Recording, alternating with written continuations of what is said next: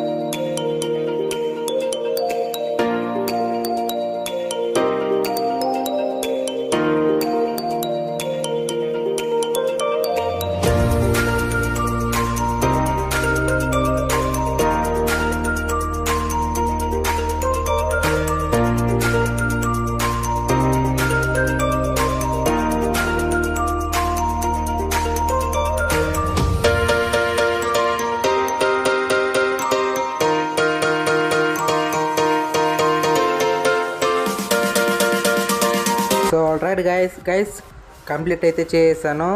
So guys నాకు అర్థమైంది, మీకు ఎవరికి అర్థం కాలేదనేసి. సో గైస్ ఇక్కడ చూడండి, మీ డయాగ్రామ్ అయితే ఇస్తాను, దీన్ని చూసి మీకు అర్థం చేసుకోండి.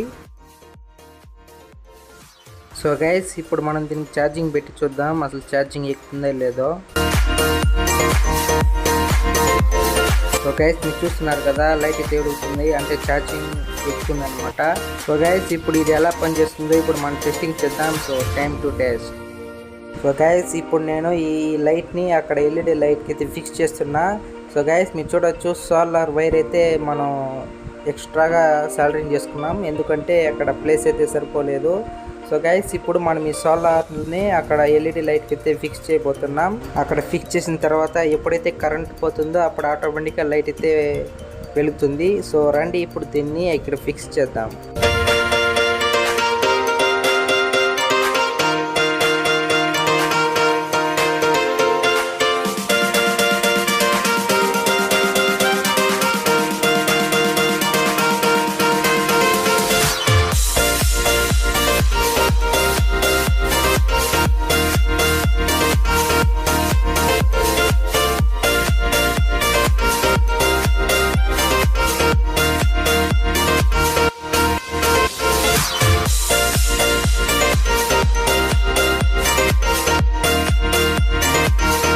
సో గైస్ ఈ టార్చ్ లైట్ ఎల్ఈడి లైట్కి అయితే ఫిక్స్ చేశాను.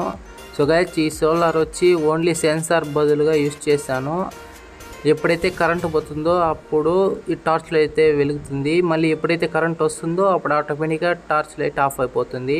ఇప్పుడు మనం ఇది ఎలా పనిచేస్తుందో ఒకసారి టెస్ట్ చేసి చూద్దాం. సో గైస్ ఇప్పుడు నేను ఎల్ఈడి లైట్ అయితే ఆఫ్ చేస్తున్నా. సో గైస్ మీరు చూస్తున్నారు కదా, నేను ఎప్పుడైతే ఎల్ఈడి లైట్ ఆఫ్ చేశానో అప్పుడు ఆటోమేటిక్గా లైట్ వెలుగుతుంది. అండ్ ఎప్పుడైతే ఆన్ చేశానో ఆటోమేటిక్గా ఆఫ్ అవుతుంది. సో గైస్ ఒక సింపుల్ BC507 ట్రాన్సిస్టర్తో ఒక స్మార్ట్ లైట్ అయితే తయారు చేశాం.